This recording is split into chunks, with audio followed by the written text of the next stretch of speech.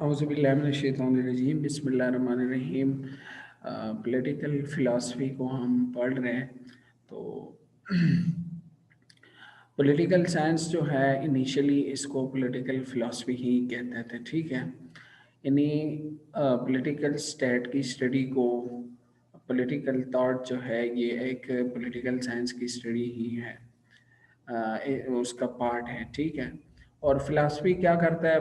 Philosophy provide to political science knowledge of ideal human behaviour, political values, good and bad, and political theory, right and wrong laws, policies and governmental decisions, and theory of ideal social political institutions. Political philosophy या philosophy जो है वो क्या provide करता है political science को? वो एक आइडियल ह्यूमन बिहेवियर के बारे में नॉलेज देता है। पॉलिटिकल वैल्यूज़ जितने आपके हैं वो आप बताते हैं। आपकी जो पॉलिटिकल थीरीज हैं गुड एंड बैड वो आपको पॉइंट आउट कराता है। इसके साथ साथ राइट एंड रॉन्ग लॉज जो है, पॉलिसीज जो है, गवर्नमेंटल डिसीजंस जो है, और थीरीज जो है जितने आइडियल सोशल पॉलिटिकल इंस्टीट्यूशंस के, इसके बारे में कौन आपको गाइड करता है? फिलॉसफी, ठीक है। फिलॉसफी में फर्दर जो है हम क्या स्टडी करते हैं कि ideal political behaviour, good political values, ideal political institutions and ideal political conduct, ये हम फिलॉसफी में पढ़ते हैं, ठीक है। और इसके साथ साथ आइडियल पॉलिटिकल रिफॉर्म्स हो गए। आपकी जितने आइडियालॉजीज हैं वो पॉलिटिकल हो, सोशल हो, और इसके साथ साथ आपकी individual liberalism, socialism, communism, capitalism, ये जितने थीरीज हैं ये इसके बारे में फिलॉसफी आपको बताता है, ठीक है। और फिर कहते हैं कि it is the part of the study of political science. Political science का एक पार्ट जो है वो फिलॉसफी ही है। फिर इसमें दो ब्लॉक्स हैं या टू ओपिनियन है, एक वेस्टर्न पॉलिटिकल थॉट है और एक मुस्लिम पॉलिटिकल थॉट है, समझ गए।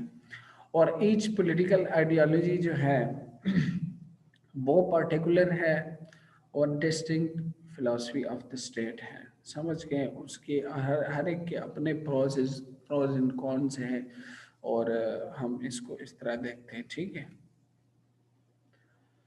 पॉलिटिकल थॉट जो है या political philosophy, it is the study of questions concerning power, justice, right, law and other issue pertaining to governance. Political thought में या पॉलिटिकल फिलॉसफी में आप लोग क्या पढ़ते हैं?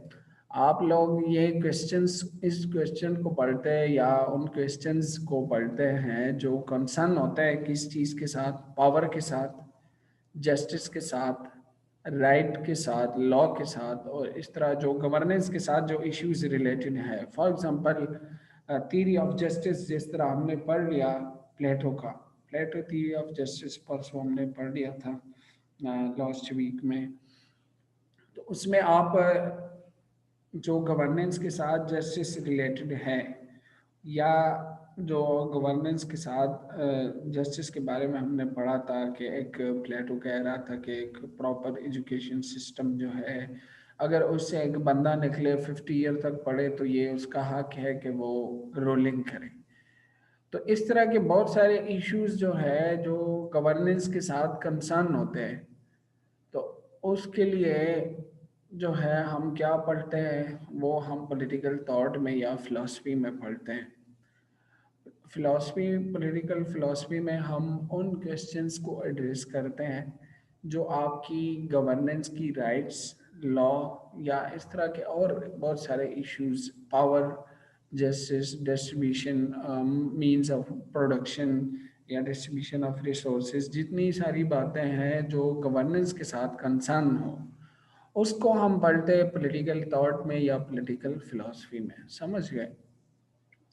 इसके बाद जो है where political science assume that these concepts are what they are, political thought ask how they have come about and to what effect। Political science में हम ये अज्यूम करते हैं कि ये कॉन्सेप्ट्स हैं क्या, और ये किस तरह आया है और इसका इफेक्ट जो है वो क्या होगा, ठीक है। इसके बाद हम देखते हैं कि फॉर एग्जांपल सोक्रेटिस हो गए। तो जो हमारा सिलेबस है उसमें अभी तक हम प्लेटो को पढ़ रहे हैं और सोक्रेटिस को इंशाल्लाह इसके बाद हम पढ़ेंगे। लेकिन सोक्रेटिस को इन्होंने एज एन एग्जांपल अगर हम इसको देखें तो ये एक क्लासिकल ग्रीक एथेनियन फिलोसफर था जो एथेंस उस वक्त एक स्टेट था। तो स्पार्टा और एथेंस ये स्टेट्स थे। तो 473-399 BC में ये सोक्रेटिस था और ये फिलासफर था। और ये वन ऑफ द फाउंडर है वेस्टर्न फिलासफी का। फाउंडर जो है ये सोक्रेटिस है। तो प्लेटो हमने उससे पहले पढ़ लिया लेकिन सोक्रेटिस पहले है, ठीक है। सोक्रेटिस जो है ये फाउंडर है और ये उनका टीचर है और ये जो है द फर्स्ट मॉरल फिलोसफर है। और western ethical tradition of thoughts जो है ये उन्होंने प्रेजेंट किए थे, ठीक है। और ये एक फिगर है कि उन्होंने राइटिंग एज सच नहीं किया है लेकिन जो उनके उस टाइम के स्टूडेंट्स थे, प्लेटो था, जेनोफोन हो गया या इस तरह के, और उन स्टूडेंट्स ने उनकी राइटिंग जो है यानी उनके जो थॉट्स थे उसको प्लेटो ने और इस तरह उनके दूसरे जो स्टूडेंट्स थे उन्होंने लिखे थे। और उसके थ्रू जो उनके ओपिनियंस थे और जो उनकी उनके कॉन्सेप्ट्स थे वो हमको पहुंचे, ठीक है। मेथड्स जो है सोक्रेटिस मेथड्स, इसको मेयोटिक्स मेथड भी कहते हैं या एलिंटिक मेथड भी कहते हैं या सोक्रेटिक डिबेट कहते हैं। यानी ये इस तरह था, उनका मेथड क्या था टीचिंग का।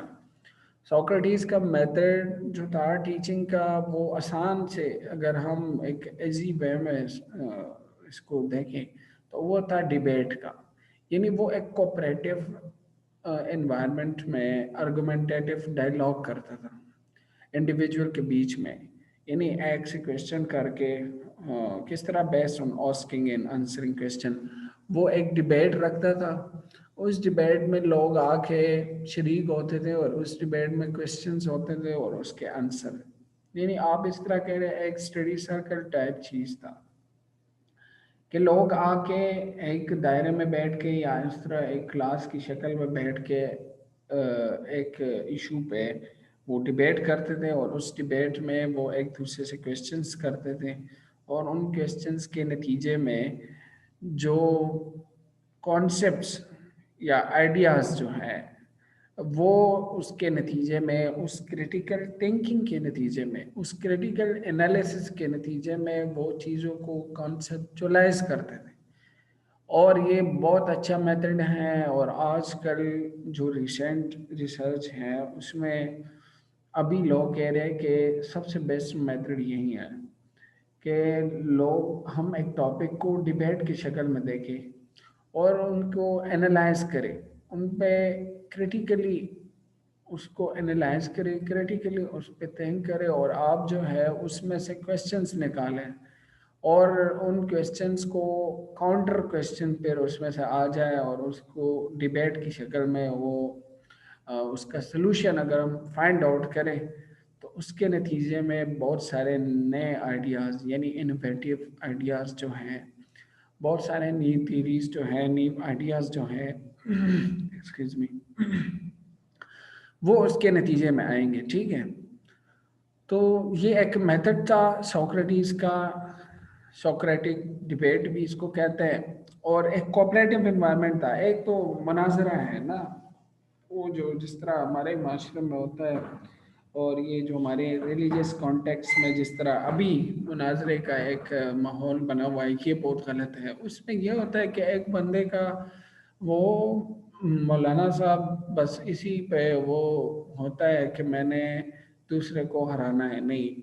पहले भी मुनाजरे होते थे रिलीजियस कॉन्टेक्स्ट में भी और वो बहुत अच्छी तरीके से एक दूसरे से सीखने के लिए, यानी एक आर्गुमेंटेटिव डायलॉग यानी ऐसे ही आपने कोई गालम गलोच नहीं देना, आपने आर्गुमेंट्स देने, आपने लॉजिक के साथ बात करनी है और आपने रैशनल बात करनी है, अकली और लॉजिक पे और दलील पे आर्गुमेंट के साथ आपने डिबेट करना है। तो उसका ये डिबेट जो है ये फिर बहुत प्रोडक्टिव होता है और उसके नतीजे में बहुत सारे इश्यूज भी सॉल्व होते हैं। तो पहले रिलीजियस कॉन्टेक्स्ट में भी इस तरह के डिबेट्स होते थे, इस तरह के मुनाजरे जो है वो होते थे, और वो इसलिए कि एक इशू है और उसके बारे में डिफरेंसेस है, इख्तिलाफ है, तो वो उलमा बैठ के उस इशू पे डिबेट करते थे एक दूसरे के एहतराम के साथ, रिस्पेक्ट के साथ, अपने अपने आर्गुमेंट, अपने अपने ओपिनियन पेश करते थे और उसके नतीजे में एक नई थ्योरी सामने आ जाती थी। जिस तरह फॉर एग्जांपल हमने डायलेक्ट्रिक पढ़ा था, डायलेक्ट्रिक मटेरियलिज्म और डायलेक्ट्रिक आइडियलिज्म। तो डायलेक्ट्रिक आइडियलिज्म में क्या था कि एक थ्योरी आई है और उसमें जब लोग क्वेश्चन करते हैं, उसको क्रिटिकली देखते हैं कि इसके जो प्रोज एंड कॉन्स हैं वो क्या है, तो उसके नतीजे में एक नया आइडिया आता है और वो आइडिया इसके साथ काउंटर करके उसके जो इश्यूज है उसमें से वो उससे निकलते हैं और वो free of events, free of issues, free of question एक नया आइडिया सामने आ जाता है और उस आइडिया को हम सिंथेसिस कहते हैं, यानी थीसिस, एंटीथीसिस और उसके नतीजे में सिंथेसिस, एक नई थ्योरी सामने आ जाती है।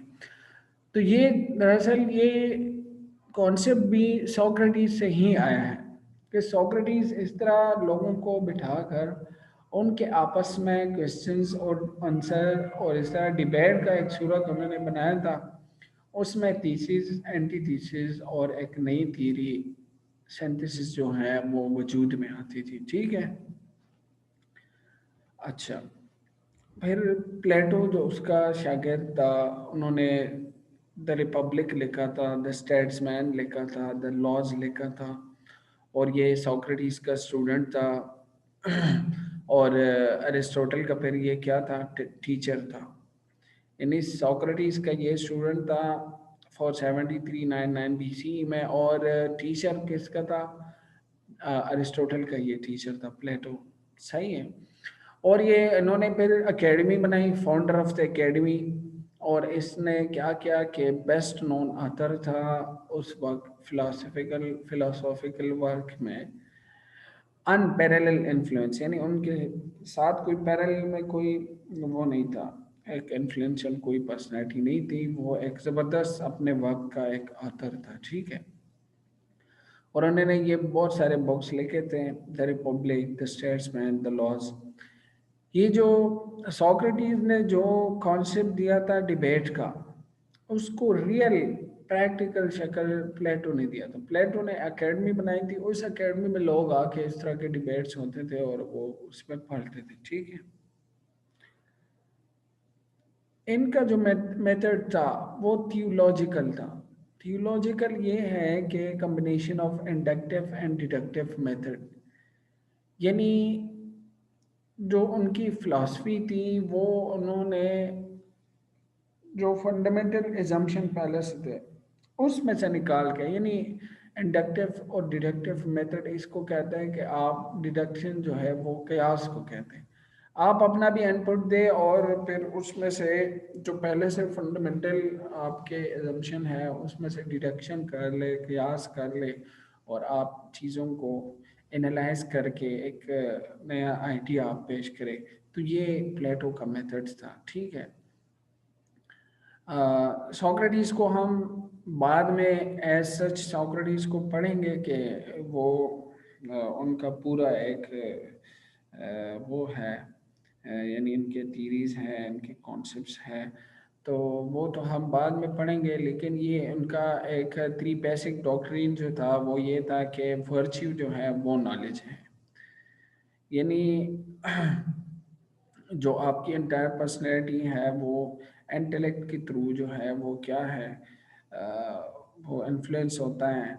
और फिर उन्होंने कहा कि आइडियाज़ जो है वो रियल है, यानी उनका ये कॉन्सेप्ट था कि रियल क्या है। वो कहते हैं कि रियल जो है वो आइडियाज है, परमानेंट, परफेक्ट, इम्यूटेबल, इस तरह। और जो उनके एक तीसरा एक डॉक्ट्रिन था, वो थी ऑफ नॉलेज था कि टू काइंड ऑफ नॉलेज है, ओपिनियन और belief, changeable and shakeable from its foundation, और एक है रियल नॉलेज, यानी जो वो परमानेंट है, साइंटिफिक है, मैथमेटिकली थ्रू है। यानी एक ओपिनियंस और बिलीफ है कि वो चेंज हो सकते हैं वक्त के साथ साथ, और एक साइंटिफिक नॉलेज है, यानी रियल नॉलेज है कि वो लॉजिक और रैशनल थिंकिंग के थ्रू आता है, यानी बेस्ड ऑन रीज़न होता है। तो ये आप सिर्फ इसको इस तरह देख ले, सुपरफिशली, हम इसको डिटेल में पढ़ेंगे, ठीक है। फंडामेंटल एजम्पशन जो थे वो क्या थे कि एक तो इन्होंने डिवाइड किया था रीजन, स्पिरिट और एपेटाइट को।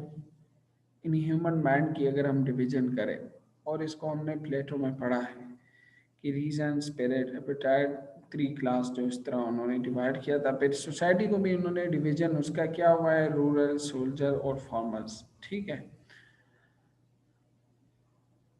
और ये फिर जस्टिस की जो थीरी हमने परसों पढ़ी थी, उसके जो थीरी ऑफ जस्टिस प्लेटो ने प्रेजेंट किया हुआ था, उससे पहले सिफेलस, या आप इसको कैपेलस और पोलीमार्कस जो था, इन्होंने दो थीरीज इन्होंने पेश किए थे जस्टिस के बारे में। और वो कह रहे थे कि जस्टिस क्या है कि ये आप स्पीकिंग द ट्रुथ में क्या है जस्टिस है। फिर पोलीमार्कस जो था, उसने जस्टिस के बारे में ये बताया कि हर एक बंदे को अपना अपना हक दे दे, giving every man what is due to him, तो ये जस्टिस है। लेकिन जो प्लेटो आया, प्लेटो ने कहा कि थ्योरी ऑफ जस्टिस जो है वो ये नहीं है। उन्होंने ये जो देखे ना, एक इससे पहले कैपिलस, पोलीमार्कस, कैपिलस ने कहा कि जस्टिस क्या है, स्पीकिंग ट्रुथ में, आप सच्चाई के साथ बात करें, ये जस्टिस है। पोलीमार्कस ने कहा कि हर एक बंदे को अपना हक दे, giving every man what is due to him, जो उसका हक बनता है, वो जो उसका राइट है, ये जस्टिस है।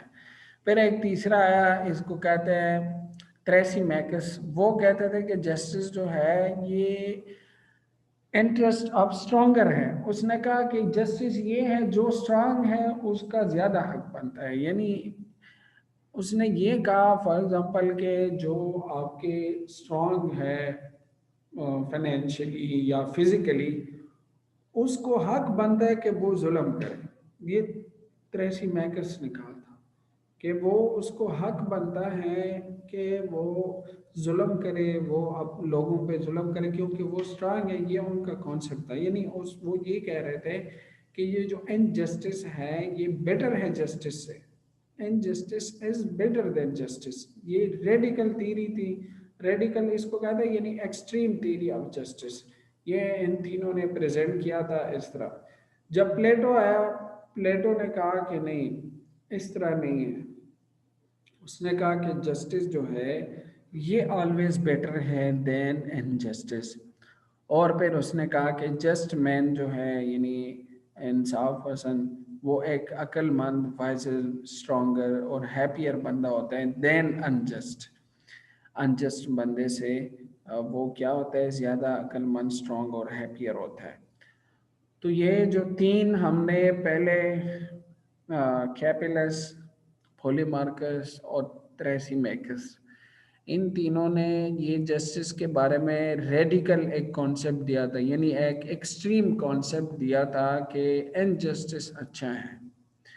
वो कह रहे थे कि ये दरअसल वो ये समझा रहे थे कि ये जस्टिस है ना, कि अगर एक बंदा स्ट्रांग हो तो वो अपनी स्ट्रांग होने की वजह से वो कुछ भी कर सकता है। वो कह रहे थे कि ये दरअसल जस्टिस है। यानी इनजस्टिस जो है, जिसको हम जुल्म कहते हैं, नाइंसाफी कहते हैं, इनजस्टिस कहते हैं, वो कह रहे थे कि ये जस्टिस से बेहतर है, injustice as better than justice. लेकिन प्लेटो जब आया, प्लेटो ने कहा कि नहीं, प्लेटो थ्योरी ऑफ जस्टिस हमने पढ़ा हुआ था पहले, ये हमने पढ़ा है, लेकिन अभी मैं आपको समझा रहा हूँ कि प्लेटो ने उस जस्टिस थ्योरी में ये बताया कि नहीं, ये गलत है कि आप लोग कह रहे हैं कि इनजस्टिस बेटर है। उन्होंने कहा, प्लेटो ने कहा कि देखिए, justice is always better than injustice. और फिर उन्होंने कहा कि एक जस्ट मैन जो है वो हर एक चीज़ को सही तरह से देखते हैं, और वो हैप्पी भी होता है, स्ट्रोंगर भी होता है, और अक्लमंद भी होता है। वो एक रैशनल वे से चीज़ों को देख रहे हैं, वो जुल्म नहीं करता। ठीक है। फिर प्लेटो ने जो था उसने क्या कहा कि इंटरेस्ट ऑफ द सोसाइटी को आप देखेंगे, और इनर वैल्यूज़ की वजह से उन्होंने ये कॉन्सेप्ट दिया कि जस्टिस जो है वो बेटर है।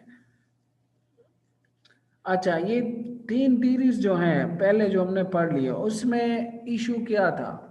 उसमें इशू ये था कि उन्होंने जस्टिस को किस तरह ट्रीट किया था। उसमें एरर्स ये थे कि उन्होंने जस्टिस को एक्सटर्नल, आर्टिफिशियल और कन्वेंशन, यानी उन्होंने ये बताया था कि जस्टिस जो है वो चेंज होता रहता है। अभी आप स्ट्रांग है तो जस्टिस आपके हक में, कल कोई और स्ट्रांग होगा तो जस्टिस उसके हक में होगा। यानी एक्सटर्नल, एक आर्टिफिशियल उन्होंने जस्टिस को डिफाइन किया हुआ था, और इन जस्टिस पे वो बिलीव करते थे। लेकिन जब प्लेटो आया, प्लेटो ने कहा कि देखे, थ्योरी ऑफ जस्टिस ये है कि एक उसके कोई तीन प्रिंसिपल है बेसिक। एक तो है नॉन इंटरफेरेंस, यानी किसी को किसी के काम में मुदाखलत नहीं देना चाहिए। हर एक बंदे की अपने अपनी उसकी सलाहियतें हैं, अपने अपने हिसाब से उसका काम है। तो कोई रूरल होगा तो उसको मिलिट्री में मुदाखलत की इजाज़त नहीं होगी, मिलिट्री को रूलिंग में इजाज़त नहीं होगी। इस तरह आपके जो प्रोफेशनल क्लास है उसको रोलिंग में इजाज़त नहीं होगी। तो ये उन्होंने एक नॉन इंटरफेरेंस का कॉन्सेप्ट दिया थ्योरी ऑफ जस्टिस में। उसने कहा कि ये इंसाफ है। अगर आप पहले से लोगों को एक एजुकेशन सिस्टम के थ्रू या एक सिस्टम से निकाल के उनको डिवाइड कर ले और एक दूसरे के काम में मुदाखलत ना करे, तो ये नॉन इंटरफेरेंस। फिर उसने कहा कि देखे, फंक्शनल स्पेशलाइजेशन, कि हर एक right job for the right person, हर एक बंदे को अपने हिसाब से स्पेशलाइज्ड फंक्शन दे। ठीक है। Excuse me. फिर उसके बाद हार्मनी के, यानी कोऑपरेटिव एनवायरनमेंट की उन्होंने बात की कि एक दूसरे से कोऑपरेट करें तो सोसाइटी में क्या होगी, जस्टिस होगी। तो ये प्लेटोनिक थ्योरी ऑफ जस्टिस यही थी। और फिर उन्होंने टाइप्स, एक सोशल और एक इंडिविजुअल का उन्होंने बताया। उसमें फीचर्स जो थे वो ये था कि इंटरनल, यानी ये जस्टिस जो है ये कोई बाहर की चीज़ नहीं है, ये कोई एक्सटर्नल चीज़ नहीं है, ये कोई आर्टिफिशियल चीज़ नहीं है, ये इंटरनल है। फिर उन्होंने थ्योरी ऑफ स्पेशलाइजेशन, जिस तरह हमने क्लासेस में और ह्यूमन बॉडी के साथ असेंबली का उन्होंने जो बताया था, हार्ट, बेली और हेड, इस तरह डिवीजन की हुई थी। और फिर उन्होंने स्पेशलाइज्ड फंक्शन दिए थे हर एक को। फिर नॉन इंटरफेरेंस की जो थ्योरी है, थ्योरी ऑफ हार्मनी और यूनिटी जो है, कि एक दूसरे के साथ एक कोऑपरेटिव इन्वायरमेंट में एक दूसरे के साथ हेल्प करे। ठीक है। फिर मॉरल, और फिर उन्होंने कहा कि मॉरली जस्टिस, मॉरल जस्टिस होगा। फिर कंसर्न विद ऑल एस्पेक्ट्स, यानी जस्टिस जो है हर एस्पेक्ट से कंसर्न होगा। और फिर उन्होंने अगेंस्ट इंडिविजुअलिज्म, यानी वो इंडिविजुअलिज्म का अगेंस्ट था, वो कलेक्टिविज्म पे बिलीव करता था। ये इनकी जस्टिस का फीचर था। यानी किस तरह के उन्होंने स्टेट को सब कुछ दिया था in the case of the first two classes, यानी रोलिंग और मिलिट्री के हवाले से। तो फिर उन्होंने फिलोसफर किंग का कॉन्सेप्ट दिया था, सिस्टमेटिक एजुकेशन सिस्टम इन्होंने दिया था, टाइप्स ऑफ कम्युनिज्म इन्होंने डिफाइन किए हुए थे कि हाफ कम्युनिज्म है और इस तरह। ठीक है। फिर डिसेंट्रलाइजेशन ऑफ पावर जो है, इसके बेस पे उन्होंने चीज़ों को डिवाइड किया था। फिर इक्वल राइट्स टू वमेन उन्होंने दिए थे। वमेन को क्या दिया था, राइट, इक्वल राइट्स दिए थे। ठीक है। लेकिन रोलिंग में उन्होंने खामोशी इख्तियार की थी। तो ये थ्योरी ऑफ जस्टिस जो है, ये प्लेटो की थ्योरी है जस्टिस की। और इससे पहले हमने क्या, पहले पोलेमार्कस, ट्रेसी मैकस और एक ग्लूकान भी है, लेकिन उसको छोड़ दे। ये तीनों उन्होंने रेडिकल जस्टिस का कॉन्सेप्ट दिया था, यानी एक्सट्रीम टाइप ऑफ। वो कह रहे थे कि जो आपकी सर्वाइवल ऑफ द फिटेस्ट जिस तरह है, डार्विन ने जिस तरह थी, वो कह रहे थे कि जो स्ट्रांग है उसको हक हासिल है, जो जो करना चाहते हैं कर ले। और ये इनजस्टिस, उसने कहा कि ये बेटर है जस्टिस से। लेकिन जब प्लेटो आया, प्लेटो ने कहा कि नहीं, ये गलत है। और उन्होंने एक बैलेंस्ड एक कॉन्सेप्ट दिया जस्टिस के हवाले से। पहले उन्होंने सोसाइटी को डिवाइड किया क्लासेस में, फिर एक सिस्टमेटिक एजुकेशन सिस्टम दिया, फिर उन्होंने एक थीरी दी स्पेशलाइजेशन की कि हर एक बंदे को कैपेसिटी के हिसाब से काम दिया जाए। फिर उसके बाद उन्होंने एक हार्मनी और यूनिटी की बात की कि एक दूसरे के साथ कोऑपरेट कर ले। फिर उन्होंने हर एस्पेक्ट से उन्होंने जस्टिस को देखा। वमेन के बारे में फिर उन्होंने बात की कि वमेन को भी इक्वल राइट्स मिलने चाहिए। फिर उन्होंने रूलिंग के लिए भी एक कॉन्सेप्ट दिया फिलोसफर किंग का, कि उन्होंने इस तरह पढ़ना है, फिर उन्होंने ये इस तरह रूलिंग करनी है। तो ये एक ज़बरदस्त उन्होंने एक कॉन्सेप्ट दिया थ्योरी ऑफ जस्टिस का, और ये आज हमने पढ़ लिया, ठीक है। इसके बाद क्रिटिसिज्म इस पे ये था कि देखे, एक तो ये ज्यूरिस्टिक डिफिनीशन नहीं है जस्टिस की यानी अदालती, और जिस तरह ये कहते हैं कि अप्लाई टू मॉडर्न स्टेट को अप्लाई भी नहीं होती। मॉडर्न नेशन स्टेट जो है उसको ये थ्योरी ऑफ जस्टिस जो है अप्लाई नहीं होती। और ये 1/3 ऑफ इंडिविजुअल पर्सनैलिटी को बनाती है, ठीक है, बाकी को इग्नोर करता है। और monopoly of power in one hand of one class, यानी जो पावर है वो इसमें मोनोपोली है। मोनोपोली इस सेंस में है कि पावर ने आपको, आपने पावर को क्या किया, एक ही क्लास को उनको हैंड ओवर किया, और जो आपकी एसेंशियल ह्यूमन साइकोलॉजी है उसको इग्नोर किया। इस तरह आप ये टोटलिटेरियनिज्म, ये एक कॉन्सेप्ट है, ये आप पॉलिटिकल फिलॉसफी में पढ़ेंगे आगे। और इसमें ये जो टोटलिटेरियनिज्म, इसको कहते हैं कि सब कुछ एक बंदे के पास आ जाए, ठीक है। तो इसी तरह इसमें भी प्लेटो का जो थीरी है ये भी उसको उस तरफ जाता है, यानी एट लीड टूवर्ड्स टोटलिटेरियनिज्म, यानी हर जो आपकी पावर है वो एक क्लास की हैंड्स में आ जाती है, ठीक है। It is a class state, यानी इसमें डिफरेंट क्लासेस हैं। यानी इन्होंने जो स्टेट का कॉन्सेप्ट दिया, इसमें डिफरेंट 3 क्लासेस बन गए ना, प्रोफेशनल, मिलिट्री, रोलिंग। तो इस पे एक क्रिटिसिज्म ये भी किया जाता है। और फिर कहता है कि theory reduce individual two means, समझ गए। तो ये आज हमने उसके बारे में पढ़ लिया, थ्योरी ऑफ जस्टिस के बारे में। उससे पहले जो 3 थ्योरीज थे उसको उन्होंने काउंटर करके प्लेटो ने एक थ्योरी ऑफ जस्टिस दिया।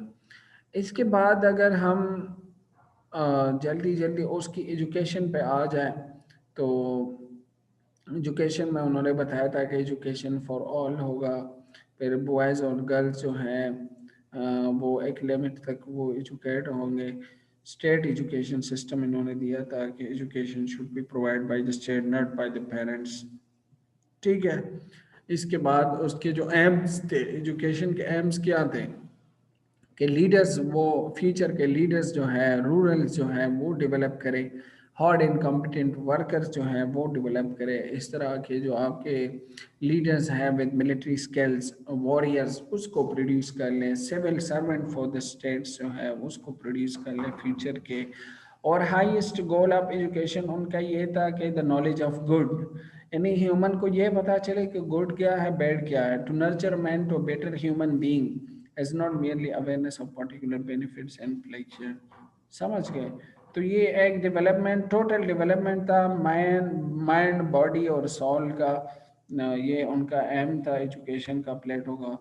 फिर उन्होंने इसके लिए, हमने ये पढ़ा भी है पहले से, कि ऑर्गेनाइजेशन और एक करिकुलम दिया है। ये दरअसल प्लेटो की जस्टिस थ्योरी जो है ना, उसमें ये सारी चीज़ें हैं, ये हमने एक एक करके पहले से पढ़ा हुआ है। अभी हम इसको उसके साथ, जस्टिस के साथ रिलेट करके पढ़ रहे हैं, ठीक है। तो उन्होंने ये एजुकेशन को इस तरह डिवाइड किया था, एलिमेंट्री स्कूल में, फिर मिलिट्री ट्रेनिंग में, फिर हायर एजुकेशन में 6 to 18 years, 18 to 20 years, 20 to 35 year, और फिर उन्होंने 50 ईयर तक इसको आगे परसू किया हुआ था। ठीक है, फिर वमेन एजुकेशन के बारे में उन्होंने कहा कि ये same kind of education for women भी है और इक्वल राइट्स उन्होंने दिए थे, लेकिन फिर उन्होंने बाद में जो है रूलिंग में उसके बारे में कुछ नहीं बताया था। ठीक है, फिर टीचिंग मेथड के हवाले से इन्होंने डिफरेंट वो दिए थे कॉन्सेप्ट, किस तरह के। वो कह रहा था कि एलिमेंट्री लेवल पे स्टूडेंट्स जो है क्या किस तरह लर्न करेंगे बाय डूइंग, और जब हाई लेवल को पहुंच जाएंगे तो फिर वो थिंकिंग और एब्स्ट्रैक्टिंग के थ्रू आइडियाज और रैशनल थिंकिंग और क्रिटिकली वो एनालाइज करेंगे चीज़ों को, और जब बच्चे हों तो उसको कुछ ना कुछ काम दे के वो कर ले, या इस तरह के स्टोरीज सुनाएं। ये उन्होंने जिस तरह टीचिंग मेथड में ये डिफरेंट क्लासेस के लिए डिफरेंट मेथड्स उसने अपनाए थे। ठीक है, फिर उन्होंने स्टेजेस बताए थे, और स्टेजेस में हमने पढ़ा था कि फिफ्थ स्टेज में आखिर तक उन्होंने कोई यानी आप इस तरह कह लें 50 ईयर्स तक फिलोसफी को, और जिस तरह मैथ्स को, और रोल म्यूज़िक हो गया, ये इन्होंने स्टेजेस डिफरेंट एजुकेशन का हमने पढ़ा था कि फॉर एग्जांपल 6 ईयर्स के लिए बहुत सेपरेटेड बॉयज़ एंड गर्ल्स, और फिर उन्होंने बताया था कि म्यूज़िक और अर्ली एजुकेशन उनके लिए इम्पोर्टेंट है, फिर उसके लिए जो रियल लाइफ एक्सपीरियंस के लिए उसके लिए मिलिट्री भी ट्रेनिंग उनको दिया था कि अब वो बैटल लाइफ को भी एक्सपीरियंस करे। ठीक है, फिर इसके फीचर्स जो थे, compulsory and state control system of education, education for main and women, strict censorship on literature for mental and physical development, ये इनके फीचर्स थे एजुकेशन के। और दरअसल वो ये कह रहे थे कि ये एंड जस्टिस है, थ्योरी ऑफ जस्टिस में उनका सिस्टमैटिक एजुकेशन जो है ये एक कॉन्सेप्ट था। ठीक है, और एक आइडियल स्टेट के लिए इम्पोर्टेंट था, तो mental development, physical development for main and women education, इस तरह कंपलसरी और स्टेट कंट्रोल एजुकेशन सिस्टम, ये इनके फीचर्स थे। ठीक है, फिर इस पे क्रिटिसिज्म हुआ था बहुत सारा, वो लोग कह रहे थे कि इसमें आर्टिशन और पीजेंट के लिए कुछ नहीं है, प्लेस उन्होंने नहीं रखा है, स्पेस नहीं रखा है, फिर long period of education system में, या रिजिड कंट्रोल जो है ओवर आर्ट एंड लिटरेचर है, या यूनिफॉर्मिटी जो है बहुत फॉर बॉयज़ एंड गर्ल ये उन्होंने रखा है, ये अच्छा नहीं, ये लोग कह रहे हैं इस तरह क्रिटिसाइज कर रहे हैं, या अनडिजायरेबल यूनिफॉर्मिटी उन्होंने रखी है। ठीक है, फिर थ्योरी ऑफ कम्युनिज्म, ये एक जस्टिस का कॉन्सेप्ट था इनका। ठीक है, तो पहले तो हमने पढ़ा है, लेकिन थ्योरी ऑफ जस्टिस में हम इसको किस तरह देखते हैं कि थ्योरी ऑफ कम्युनिज्म जो है उन्होंने क्लासेस को डिवाइड किया था हाफ कम्युनिज्म में, और प्रॉपर्टी और फैमिली जो है, a sort of communism of family and property was essential the consequence of the Plato design of ideal state. इन्होंने कम्युनिज्म ऑफ प्रॉपर्टी और कम्युनिज्म ऑफ फैमिली, ये उनके कॉन्सेप्ट थे हाफ कम्युनिज्म का, और ये थ्योरी ऑफ जस्टिस में हम पढ़ते हैं। ठीक है, कम्युनिज्म ऑफ प्रॉपर्टी, जो आपकी रूलिंग और मिलिट्री क्लास है उनसे प्रॉपर्टी ले लें तो इसको कम्युनिज्म ऑफ प्रॉपर्टी कहते हैं, और कम्युनिज्म ऑफ वाइव्स जिस तरह हमने पढ़ा था वो भी उनसे फैमिली या वाइव्स जो है वो भी उनसे लिया था। ठीक है, कम्युनिज्म ऑफ फैमिली, इस पे बहुत सारा क्रिटिसिज्म हुआ था कि ये रेशनल नहीं है, देखे इसमें मदर और चिल्ड्रन का रिलेशन नहीं है, इस तरह की बहुत सारी चीज़ें, तो इसको ये इम्प्रैक्टिकल है, और ये नेचर के साथ अपोज है। ठीक है, और सिमिलरिटीज